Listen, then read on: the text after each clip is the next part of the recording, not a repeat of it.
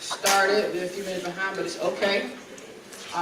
While we begin, can I have you all bring out your phone? You're supposed to right now, one of those times, and scan this QR code, okay? Scan that QR code. Today we are blessed to have Sydnee Thompson. I'm sorry. I'm sorry. I don't understand who y'all have right now, but it's okay. You'll know by the end of this who's up front, okay? But we have Sydnee Thompson here, who is a HBJ alumni, class of 2010. Here to speak to you all about how to market yourselves when you all leave high school, if not starting right now. Okay, so we're gonna have Caleb Anderson, a member of DECA, come up and introduce Ms. Thompson.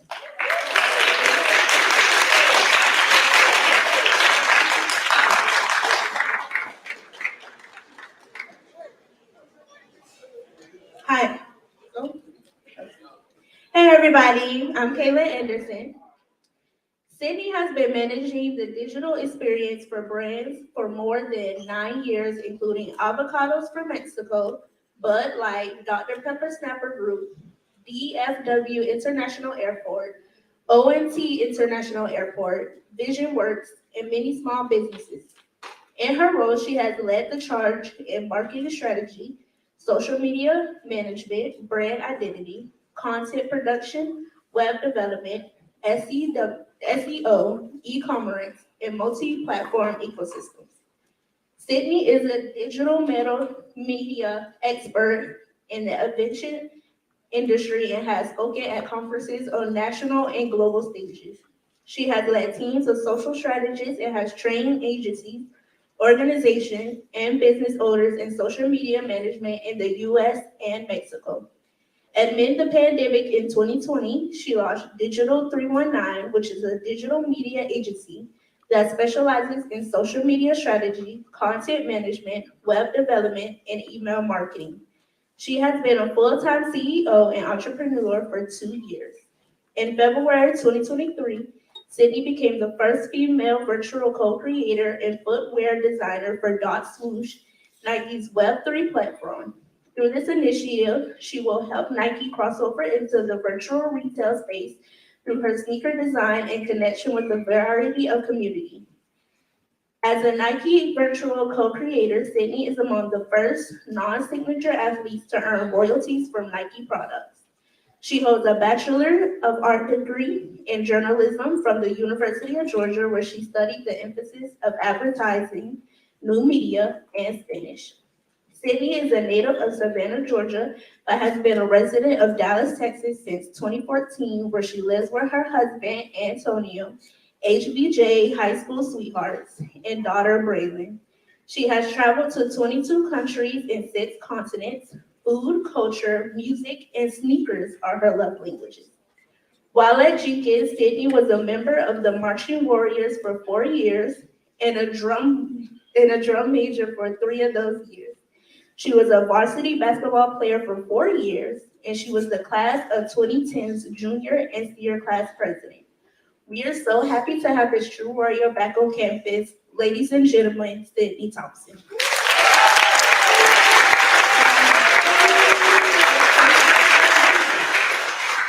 So much, Kaylin, and thank you guys for being here today. I appreciate it. So I have to do a couple of things first to know that I'm really back home. So on the count of 3, I'm gonna take a video and I want everybody to say warriors, all right?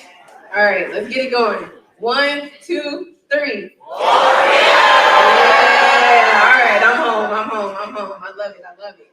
All right, so like, I'm gonna refer to Bree as Bree, I'm sorry. But like Bree said, scan the QR code. So throughout the presentation, there's going to be some interactive questions. Whenever I give speeches, I like it to be a chat. I like it to be a talk. I'm not just up here to talk at you guys. We're going to talk about these things together, right? So there'll be some interactive moments. You can either scan the QR code. If you can't really get it on your phone to work right, there's a URL up at the top. Or you can text digital 319 to 22333. All of those options will get you right in, okay? Once you get in, you're going to enter your name, and then you're going to go ahead and fill in this fun icebreaker question that we have. So if your first name was the last thing you ate, what would your new name be? Some of y'all are called Brownie. Some of y'all are chicken fingers. Garrett, y'all must have had chicken fingers today for lunch. Ice cream, pretzel, carrot square. So the fact that I see some answers means that a few of y'all in the room are at least in, and it's working. So we will get right into things. All right, so after 13 years, which is just wild to say, I have finally made it back to the home of the Warriors. And boy, is this way different than what I remember. Our last auditorium was a stage, a floor, and the type of chairs that you just pulled up to find a seat.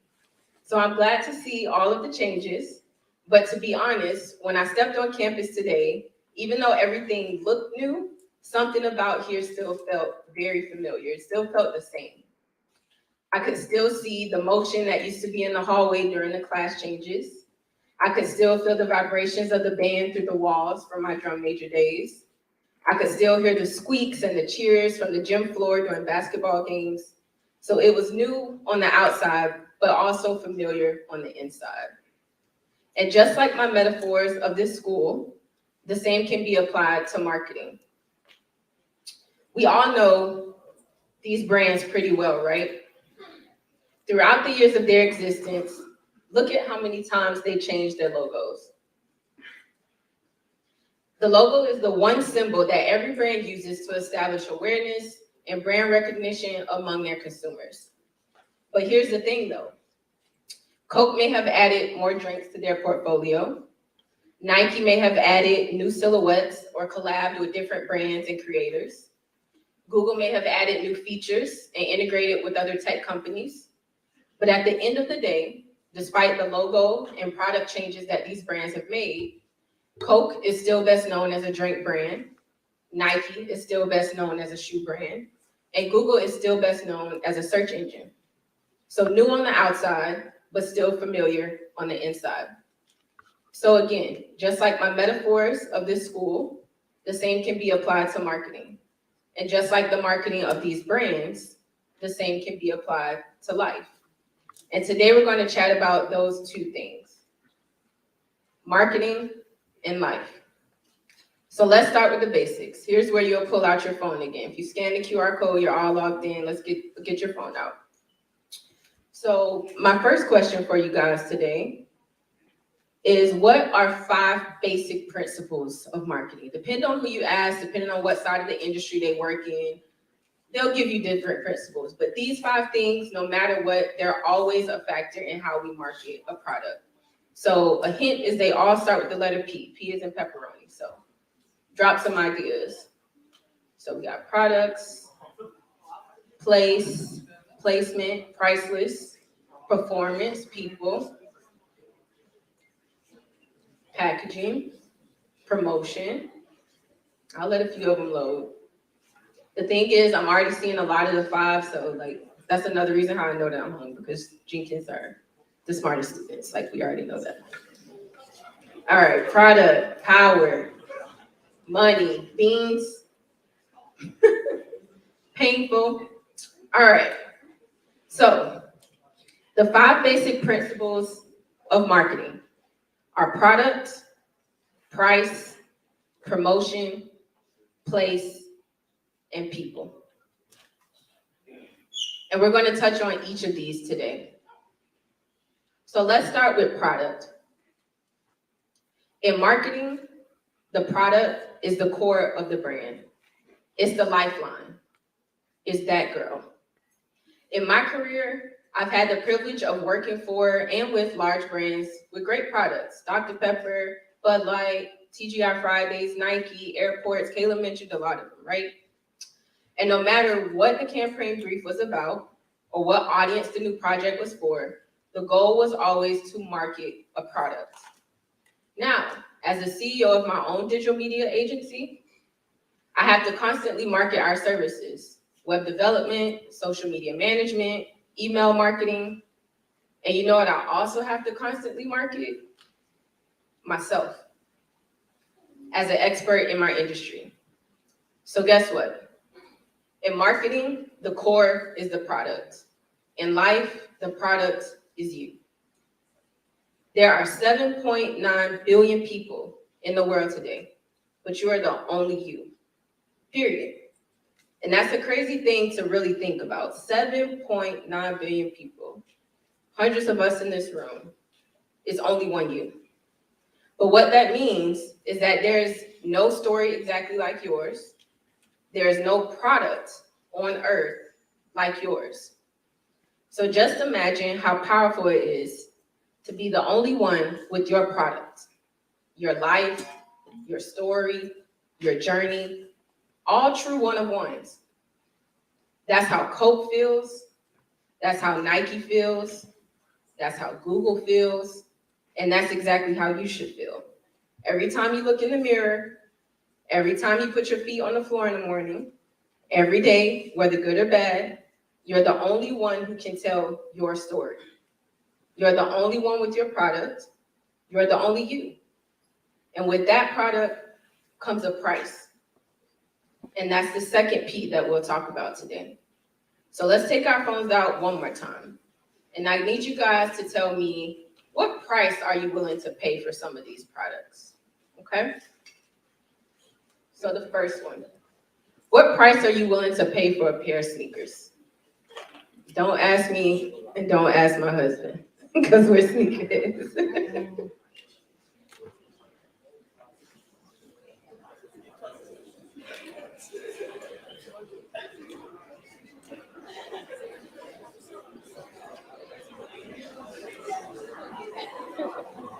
So it's looking like a lot of sneakerheads in the room, because these 200 pluses and 100 and 150s.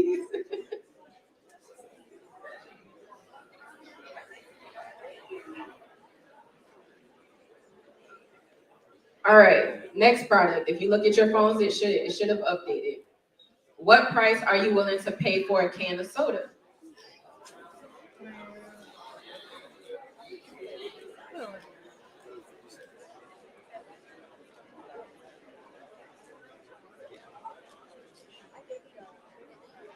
Some of y'all real thirsty in here. All right, last one. What price are you willing to pay for your dream vacation?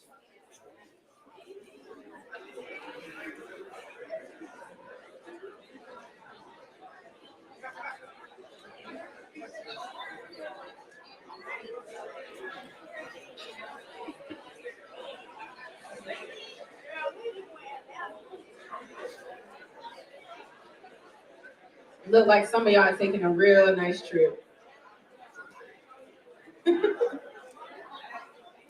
All right. So as you can see from that exercise, we're all willing to pay different prices for different products, right? The price of a product determines many things. Who will buy it? Where will it be sold? How will people perceive the quality? So accurately pricing a product or a service based on the need it fulfills or the value it provides is an important part of marketing. In marketing, the value of a product is its price. In life, The value of your product is your worth. And in your life, never let anyone determine your worth but you. Not your parents, not your siblings, not your little boyfriends and girlfriends, not your teachers, not your mistakes, not your friends, and not even your haters. None of them. Y'all follow me? Never let anyone determine your worth but you. Always stay true to who you are, because what's meant for you is out there and it will never pass you up. The way you believe in yourself, the decisions you make, the morals you stand on, and the confidence that you have in your abilities all build the foundation for how you value yourself. These factors all make up the price that you place on your product. They help you determine your worth. And when you genuinely know your worth and what you stand for and what you do not stand for, your promotion will be unmatched. So the third P today is promotion. Whenever there's a product launch or a new campaign, marketers must determine the benefits of a product or service to its consumer. We have to think, why would they buy this? And then we also sit in rooms and we think, how do we make them feel like they need it? Even if you don't need it, our job is to make you feel like you need it. And when we come up with these benefits for this product, we call them value propositions.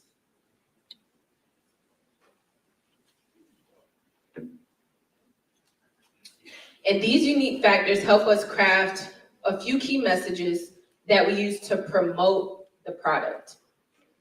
In marketing, promotion is sharing the benefits. In life, promotion is sharing your talents. It's sharing what you're good at. In other words, promotion is your flex. For some of us, our flex may be learned, like math or science. For others, our flex may be innate, something that we're just naturally good at. But whether it's a learned skill or a hobby, we all in some way use the things that we're good at to promote ourselves. Whether it's to be a part of a team or in an organization or to get a job, there's nothing wrong with flexing your talents to promote your product, AKA yourself. For me, my most innate flex and talent is storytelling. Storytelling is my promotion, or one way that I promote Sid. And since I was a little girl, from imagination to real life stuff, I could always hook an audience and tell a story. So what if I told you that promoting my product and standing firm on my price landed me a 75-year contract with one of my favorite brands? When Kayla read my bio, she mentioned that I am Nike's first ever female co-creator. And this position has not only allowed me to design a sneaker that's a part of Nike's first digital collectible release, but also to earn royalties from this creation for 75 years. This is the first time in the history of the brand where non-signature athletes, so not LeBron's, not Serena's, will earn royalties off of a collab with Nike. So there will only be 1,982 pairs of my virtual sneaker. It will drop on swoosh.nike on May 10th, so next week, and it will give those who own access to it access to physical apparel and sneaker drops, Nike events, trade or sell for other collectibles, and to use it in video games like Fortnite or as an AI filter on Snapchat and Instagram. So for some of you,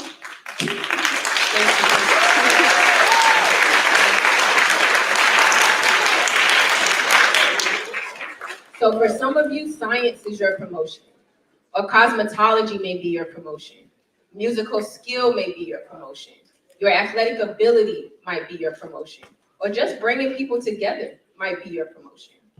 But no matter what your promotion or talent is, when you pair it with your product and your price, AKA your story and your worth, it will take you places. So guess what the fourth P is? Place. When I started my marketing career in 2013, The only places that brand could market themselves online besides banner ads or search ads was Facebook and Instagram. And even then, Instagram was only 3 years old.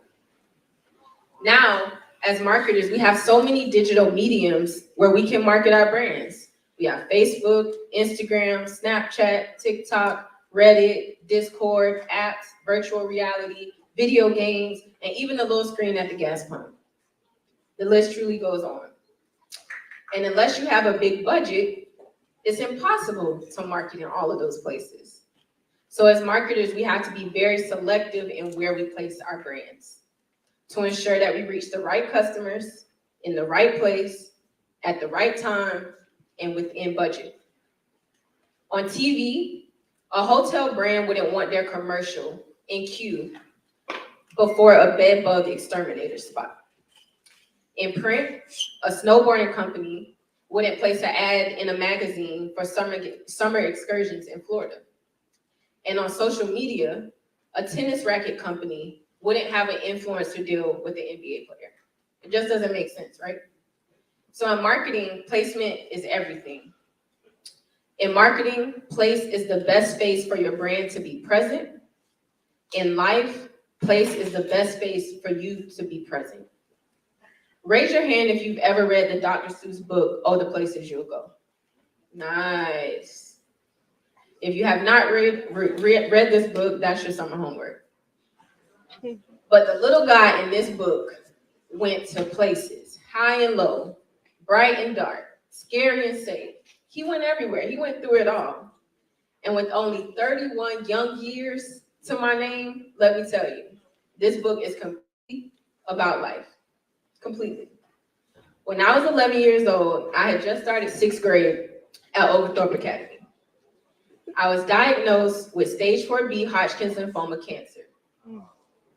And for 9 months, I had to do chemo at Memorial Hospital. I had to leave school for the year. I lost all of my hair. I missed my friends. My body went through drastic changes. And now 20 years later, I've gone from being a cancer kid in the hospital to being a mother in the hospital giving birth to my first child.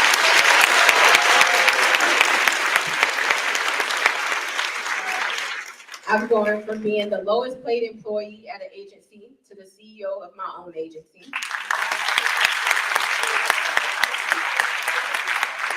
And I've gone from being born and raised in the city of Savannah to having traveled to 22 countries and every continent but Antarctica.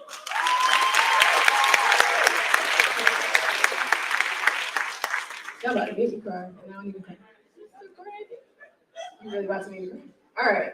So the things you go through in life will require you to show up in so many different places. Places where you want to be and places where you don't want to be. So be aware of your environment. Just as marketers have to be aware of their ad placements, in life, you have to be selective with your environments. You have to ask yourself, does this place align with my product? Does this place align with my price? Does it align with my promotion? I need like 4 more hands, y'all. All right. The most important thing to remember is that no matter what room or what table you have a seat at, is to be present. Be where your feet are. Remember your product, remember your price, and your promotion in that place, because ultimately that's what's going to connect you to what? People. So now that we've reached our 5th and final marketing principle, I'll be honest, this one right here is my favorite one. For a company to function and a brand to be successful, it takes people.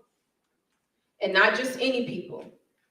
It takes people who can do the job, people who can contribute to the goal, and people who can work together. From the CEO to the cleaning staff, they all must operate in this way to achieve success. And the product of those people is what builds the success of that brand. In marketing, people are the foundation of the brand. In life, people are your village. And my whole village is this whole room, and my special little village is sitting right here in these front 2 rows. From the time we're all born until the time we're old enough to realize who we got stuck with, our family is usually our first village.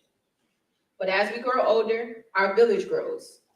It grows with friends, mentors, and strangers even. The people you surround yourself with or associate with matters. But as you go through life, it's not always about what you know, it's about who you know. When I was here as a student, I became best friends with a classmate who is not a most important person in my life. Baby, stand up or wave or something.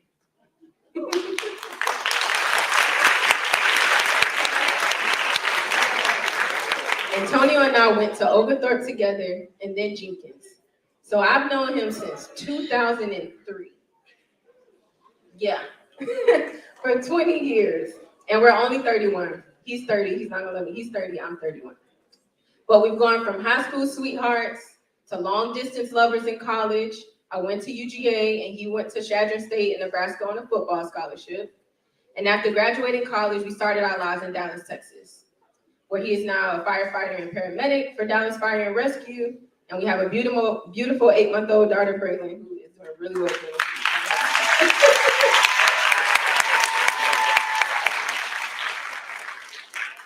And throughout all these years, we've challenged each other. We've sacrificed for one another. We built each other up and have helped mold one another into the people, there's that word again, that we are today. And to think that Antonio and I were once just strangers. The people you surround yourself with matters. So with people as your village, place as your presence, promotion as your talents, price as your worth, and the product as you. Every single one of you in here, if I could look you in the eye, I would. Always remember that. The best brand you can market is yourself. Thank you.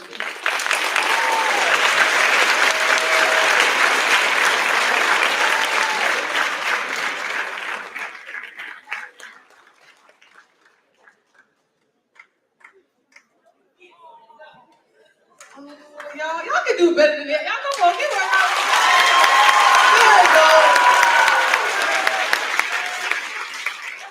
There it goes. There it goes. Y'all. We're not gonna cry. We ain't gonna do it. We're gonna open the floor for some questions. Do I have a question on this side? I'm gonna come down, pass you the mic. Y'all make sure y'all be respectful of the person who's asking the question, please.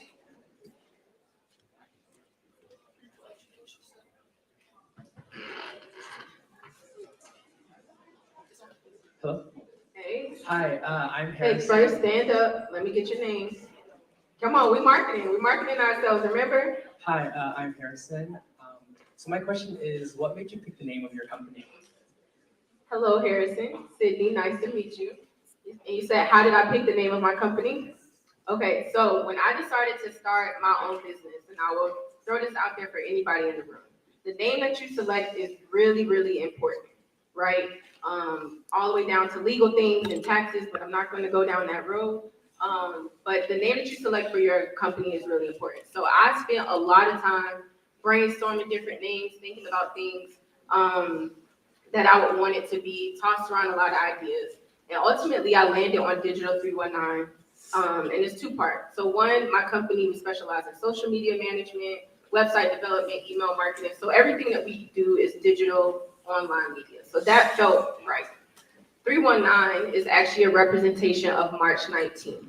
And March 19, 2004 is my remission date. So I actually launched my company.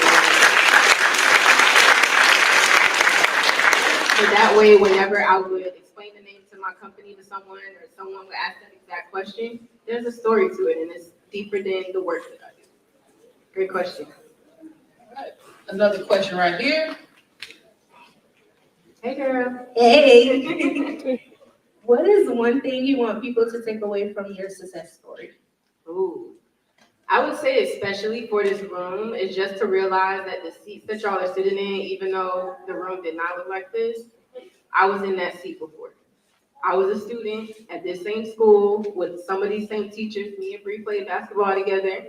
But I was right where you are. I rode the bus home just like y'all did. I ate in the cafeteria just like you did. I packed my book bag before school just like you did. A lot of the things that you do now, whether you love them or hate them, I did those same things. And look where I'm standing right now. Talking back to you guys, being able to connect with you guys. So one thing that I would say to take away is just know your worth. All the things that I had in that presentation were intentionally built for every person in this room. That presentation wasn't something that I've gone on the road and given 10,000 times. I haven't gone to another country and told the same speech to other students. This presentation was for the Herschel B. Jenkins students that's in this room today. So every word I meant it was intentional.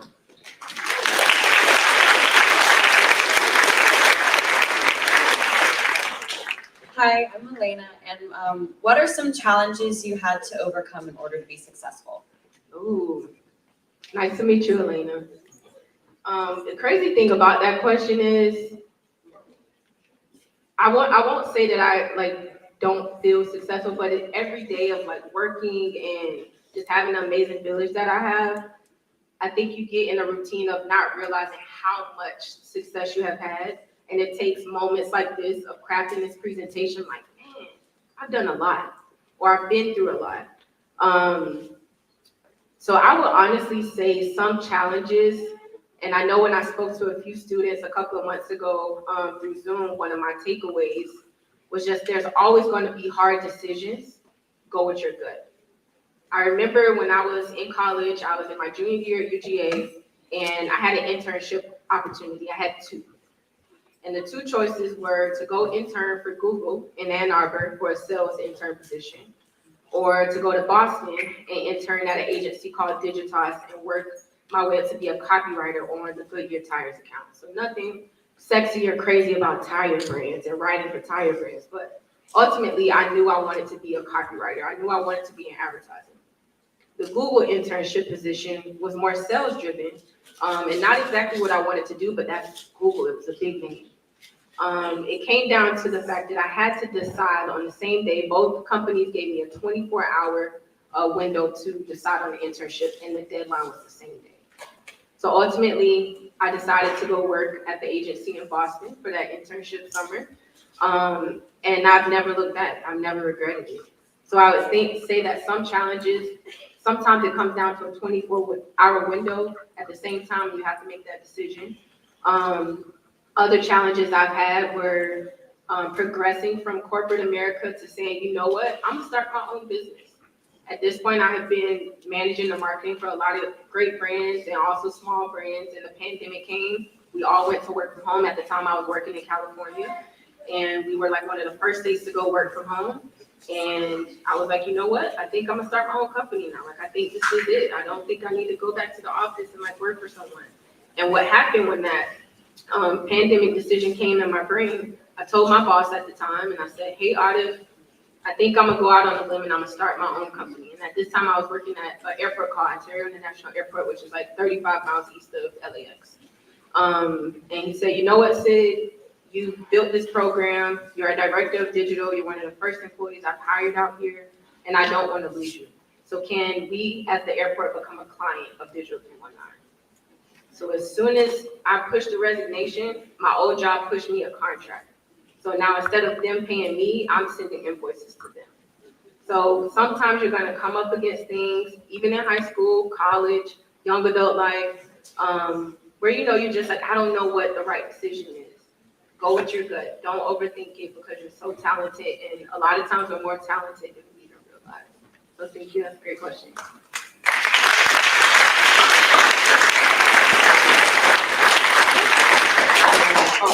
One right here, and then there's one always.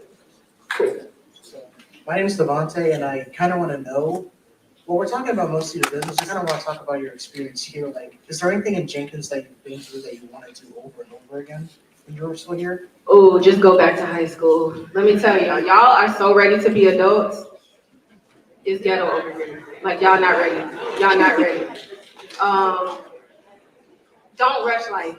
Don't rush it. If I could come back through these halls and go back to the band room and spend days, go back to the basketball court and do suicides with 3-man weaves, like whatever it is, I would do it. Because adult life, it moves so fast. For some reason, I felt like when I was a kid, like life moves so slow. And when you become an adult, like it's always Happy New Year. Like every month it's like, oh, okay, it's already December again. It's already December. Like my life moves so fast. So if I could come back to Jenkins, I would be involved in all the things that I was involved in and maybe try 10 other things. Just because I miss being you guys' age, honestly. My name is Marquise. My question is, how much money did you invest into your business? Oh, that's a great question. Okay, so when I left my last job in California, I was making 6 figures. And that that does not go a long way in today's time, y'all. Eggs are $8, like let's be honest. So when I left my last job, I was making 6 figures. My very first job, when I started at the agency, I probably came out making maybe like $40,000 a year. And in my industry, that was pretty low, but depending on the industry you're in, there's different salary ranges. So to start off my business, since I started with a few clients, I had capital that was able to allow me to buy the resources and tools and things that I needed from those clients to start my business off. So had savings with my husband. That's also part of a partnership in a marriage. You guys are like, look, babe, I'm not working for them no more. Like I'm starting my own company. Now you have to think about things like insurance, things like retirement. When I was working on the corporate job, all of that was taken care of for me, right? Those plans were a part of my package as an employee. When you start your own company, you got to figure out, okay, now how am I saving for retirement? How am I making sure that I have insurance? So I was able to kind of use some of the capital for clients that I already had to then just pour it back into my business. So even though owning your own business sounds like, oh, this is like such an amazing thing, you can just make all this money and all these things, you have to figure out how to pay yourself. And sometimes you might not even pay yourself because the business has to keep operating for you to pay your employees, right? So great question, thank you. Also, I'm gonna interrupt real quick. I do have some business cards up here. If I run out or anything, don't worry about it. I will make sure y'all get like my Instagram handles and website, but it does have like my Insta handle on it. And if you don't get to ask your question today, always DM me. Right back there in the middle, you have to, go ahead and stand up and shout if you have to. You have a mic free? Oh, do you mind if he goes real quick and then we'll get you the mic? Okay. How you doing? My Hey. name is Rico, and I want to know what can you do to increase your work ethic? Oh, what can you do to increase your work ethic? So I would say first, you want to start thinking about whatever you're working on. How can I dedicate myself to this? And when I talked about being in rooms or environments sometimes where, you know what, it might be, say for instance, math or science. I was not a math and science girl. My brother and my cousin up here, they went to Jenkins and Savannah Christian, and they're both engineers. That was not my ministry, not my calling. I was definitely writing, arts, hence band, hence athletics. So sometimes you're gonna have subjects, you're gonna have things that you do in life that, it's like, I really don't like this, but I have to get through it to make it to my next step. So to increase your work ethic, you really just have to think about how can I dedicate myself? How can I train myself to maybe like it just a little bit? Or maybe I'm going back to my teacher after class and asking, for additional help, not being scared to ask questions. And realize that everything that you do, whether it's a subject in school or something outside of school, you might not absolutely love it and you might not be great at every single thing, and that's okay. We all have our callings, we all have our ministries. So definitely just dedicate that time to figure out how can I get through this to get me to the next step to increase that work ethic for it. Nice question, Rico, thank you. Hey, Hi, my name is Andre. nice to meet you. So, where did you work? Where did you work at? Okay, so I've had, before I started Digital 319, I had 3 jobs. Once I graduated here at Jenkins, I went to University of Georgia for 4 years. from 2010 to 2014, and I majored in advertising and journalism. I graduated from UGA in May of 2014, and in July of 2014, I moved to Dallas, Texas. And my first job was as an intern at an advertising agency. I had a real job offer at a company in Atlanta, and I had an intern offer at a company in Dallas, and I took the internship because I didn't want to stay in Georgia. I was ready. I was like, all right, I'm ready to leave. I need somewhere new to explore, right?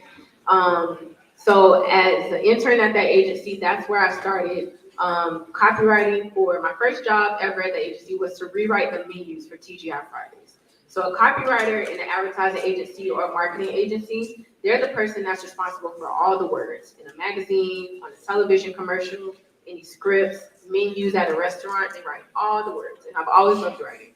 About 6 months into that job, that agency won the Dr. Pepper Snap a Loop account. That's what it was called back then, but now they're owned by Keurig. But when they won that account, they won it for digital, and that is what eventually moved me into the social media space. Because I was young, fresh out of college, they took every other intern they had, and they were like, hey, there's this new thing called Facebook and Instagram and all this digital stuff, and we don't have a department for this. So all you guys that just came out of college that know what to do on these apps, we need y'all to move into social strategy. And the rest is history. I've loved it ever since. So I did social strategy in the agency for Dr. Pepper. If any of y'all are big into college football, I went to UGA, so that's a no-brainer. And y'all remember like the Dr. Pepper, trophy and Larry Culpepper, all those campaigns. The agency I was working at, we started those things. We also had like Chick-fil-A and Ram. We had a lot of big brands. So I did social media for Dr. Pepper, Bud Light, Home Depot. And then after I left the agency, I went to the aviation world, to Dallas-Fort Worth International Airport, managing social media, and then went to Ontario International Airport in the Los Angeles area, social media, and then I started Digital 319. So again, you're gonna meet some people that they may have the same career or job for 20, 30 years, and that's their calling. I was one of those kids where it was like 2 years, all right, I'm good with this. Next job, all right, I feel like I've hit the ceiling here. Next job. And so it's okay to pivot. It's okay to move. Don't be scared to do that in your career. It's also okay to have a job for 20, 30, 15 years. Like if it's your calling and that's what you love, stick with it. Don't let, again, when I talked about don't let anybody determine your worth and the things and the ways that you move in life, that's one of those, right? Every time I moved a different job, my family over here, like, you getting another job? You moving again? You're doing, it's a whole lot of questions. But look, it wound up turning out pretty good for me. So don't let anybody determine that for you.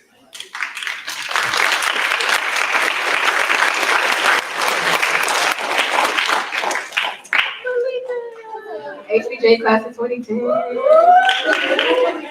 I'm Miss Mobley. My question is, how did you land the deal with Nike?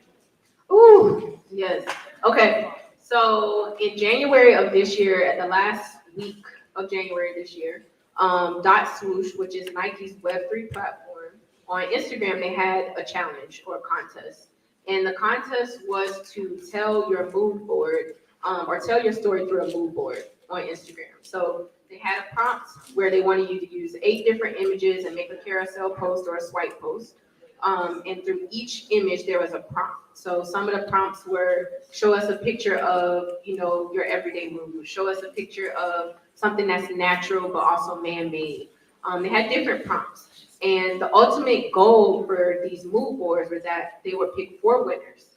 And those winners would have the opportunity to design a virtual Air Force One, win $5,000, and earn royalties off of this creation.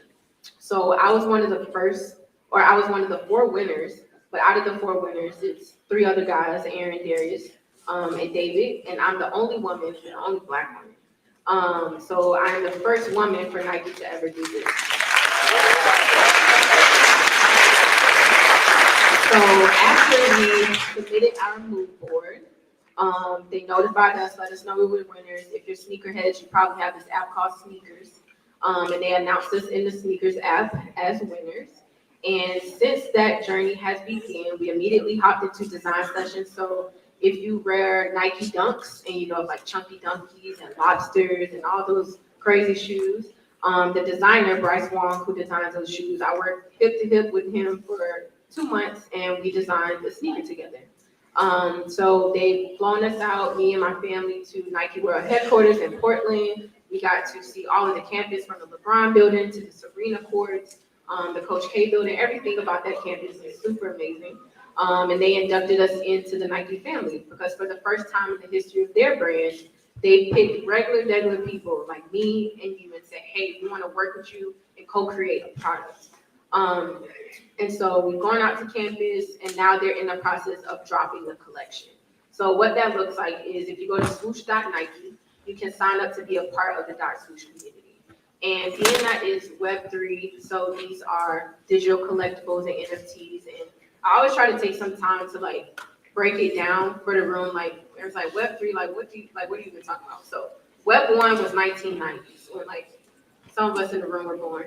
In the 1990s, we had this thing called Ask Jeeves and Google and MapQuest. And all you could do with the internet was type things into it and it would spit something back out at you. So whether it was directions, whether it was a question you asked, that was Web 1. Web 2 came around the 2010s and mid-late 2000s with social media. Now in Web 2, we could contribute to the internet. So we could upload blogs, we could upload photos, all the things that we're able to do right now on social media. Web 3 is the ability to be able to own parts of the internet. So now we can buy NFTs, we can buy like what Nike is calling their digital collectibles, and we're able to track those creations and do different things with them. So with my sneaker, for those who will purchase it, and all of the sneakers that they're dropping in this collection will only be $19.82. And where they get that weird number from is that pays homage to the first year that the Air Force One dropped, which was in 1982. And so anybody who owns these sneakers, if you're into gaming and NFTs, I know some of you in the room are, NFTs have different utilities. And so at Nike, their digital collectibles have 5 utilities. And those utilities are mint pass, so that's just like you owning the sneaker, like, hey, this is mine, I can trade it or sell it to somebody. They have experiences, so hey, you own the Sydnee sneakers, she's from Savannah, Georgia. If you're in Savannah, you have the Sydney shoe. The Nike out at the Tinker Outlet in Pooler, we're having a mixer with Michael Jordan. Come, if you have that sneaker, you have access to do that. They'll have access to physical drops. So hey, if you own this shoe, we're dropping a new pair on the sneakers app, but only people who own this shoe can get it. So it'll have exclusivity that way. And then it'll also be an opportunity for people who are into design and gaming to download the 3D files of my shoe and recreate it and mix it up and add to it. And then also as in AI filters. So just like on Snapchat, how you can do the face filters or Instagram, you'll be able to use it in different apps like that. So they have a few different utilities for them. It's still new to me because I was not into Web3 and that deep into it. So it's been an amazing journey to be able to pair my digital profession and this new future of the internet together through Nike. Yeah. Do we have any more questions from the audience? Raise your hand. And if you were too shy, business cards are up here so y'all can grab them and DM me too. All right, Sid, I got one last question that I think will benefit everyone in the room. All right, you talked about the fact that it's super important or the best brand is to market yourself. You have everyone in this room from the valedictorian, I believe, all the way down to our freshman class, right? So can you talk more about the experience in high school and how important it is to start now with branding yourself? Yes, that is such a good question. Such a good statement. So, like I mentioned, that one of my innate promotions or my innate talents is storytelling. I think I've carried that talent through every school, every grade, all the things that I did. One thing for me, my parents kept us pretty involved, right? So like I mentioned, when I was at Jenkins, I was in the band for 4 years, a drum major for 3 of those years. And back then, the band, that was 130 to 150 kids that I was a kid over kids, right? So that experience alone allowed me to flex leadership abilities, bringing people together. And so much so that when I went through life, I would meet somebody new that I'd never known. I'm like, you know what? That person reminds me of OC. Or you know what? That person reminds me of Malik. And the things that you do right now in schools, sometimes it just seems like class. Sometimes it just seems like sports. Sometimes it just seems like a club. But I promise you, 10 years from now, 20 years from now, you're going to refer back to a lot of the things that happened in the walls of this school because it is molding you in ways that you just don't even know yet. So I would say, think about that promotion. Think about that talent. What am I good at? What do I love? When I was growing up, it was a lot of, hey, you need to do this because that'll make you money. You need to do this because that avenue will make you money. You guys, y'all's generation has created so many new avenues to make money in this world that is insane. So do not let anybody tell you, you know what, you just like to do hair, that ain't gonna make you no money. It will. Stick to it. If you love it and that's what you want to do, stick to it. If you love the game, it can also make you money these days. You guys have so many different avenues. So I challenge you to not think about, when you come to school every day, don't think about, it's your school, man, I don't want to be here. This school, whether it's a good day or a bad day, whether it's a day where you and your friends are getting along or you're not, or you don't have your favorite class on the schedule, it is molding you every single time you step into it. I want to see this. And I will also say too, like, on getting involved. So while doing band for 4 years, also did basketball for 4 years. I wasn't the best basketball player, not at all, not by any means. I sat on the bench a lot of times at the end, right? Me and Bree used to kick it on the bench a lot of times. So listen, but the craziest thing is my senior year, I was voted MVP, best all around, things like that. And it wasn't because I was the best on the court. It was just because I had found my innate talent to bring the team together. Oh, we losing by 60 to Beach. You know what, y'all? It's good. We'll get them next week. We'll get them next time. Just finding those different talents and things that you are good at to make sure that you always exercise. Sometimes I have every yearbook from my 6th grade year at Oglethorpe all the way to my senior year at Jenkins. And sometimes I flip through those yearbooks and I'm just like, wow, like I'm surprised that, I was voted this, or I'm surprised that I would never classify myself to be the best basketball player, or even the best instrumentalist in the band. Or, even though I was senior and junior class president, that didn't make me the best of anything. Like, don't get caught up in titles, don't get caught up in all that status stuff. Like, it ultimately leads to nowhere. Like, don't get caught up in that. All you have to do is keep thinking about what talents you have and be the best at that. Even if you're not the best player on the court, your talent might be bringing the team together. That's a skill, right? So hone in on those skills. Think hard about that. Don't let anybody tell you that, but that's just a hobby for you, or you can't make money from that. You can make money from those things. You can hone in on those talents, and don't let any one of them go. At this age, explore them all. I'm glad you said that. Some of my basketball players are sitting right there, and it was like, we're going to ask her a question and see if you were good or not. I always tell them I played right bench. That was my position. All right. Just to make sure we have no final questions. Again, if you do not want to grab the mic, that's fine. Mrs. Thompson has some cards here for you all to pick up, okay? Reach out to her via social media. Oh, my bad. My bad, Mom. That's my mommy, y'all. I don't really have a question, but one thing that I think that you left out was how important you being bilingual was into starting out your career. And just, for those who do take foreign languages or speak other languages or have dual languages, how important that can take you. Yeah, that is very true. So I know Kaylin in my bio mentioned that Spanish was a part of my studies at the University of Georgia. But I went to Bartow Elementary, I think it's now called Otis Brock. And then I went to Oglethorpe, and then I came to Jenkins. From 1st grade, I think, all the way through my last year in college, I took Spanish, y'all. Like, took it, my first abroad trip was actually in Argentina to kind of do my capstone. So if you speak Spanish, Mandarin, any second language, some of you probably in here are trilingual, that is also an amazing skill and talent, right? There's so many, not just jobs, but like, for instance, I said, when I left Georgia, I moved to Texas. I needed Spanish when I moved to Dallas, Texas. You would not think you do, but it definitely was something that I needed. Even throughout my career, being able to have clients that are Hispanic descent, work on their content. I know things about their culture, from their music all the way down to the food. That might be great emphasis into the content and the products that we have with them. So definitely don't drop any languages if you speak them and just like, you know what, I don't really like this. Take the class, learn it, keep the language, and definitely use it in your future and in some of the things that you do.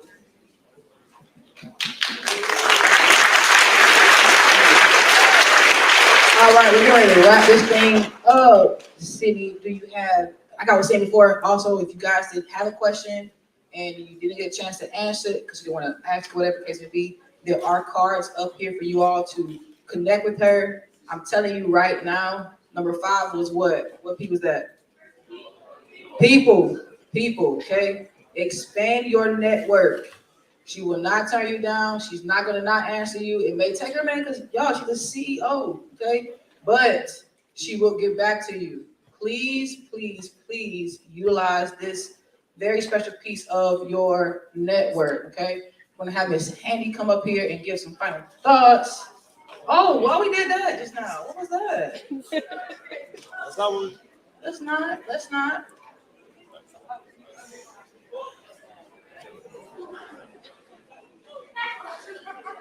All right, good evening, everyone. First of all, let's give a round of applause for Coach Brooker for arranging that.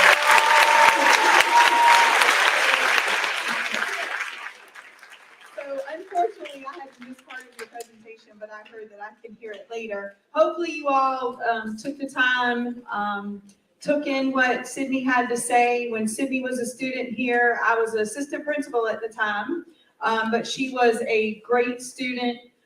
Her message is really wonderful, what she has to say. So again, we appreciate you taking the time to be here. You all know how busy she is. I think you saw that from her presentation. But thank you again, Coach Brooker, and thank you, Sydnee.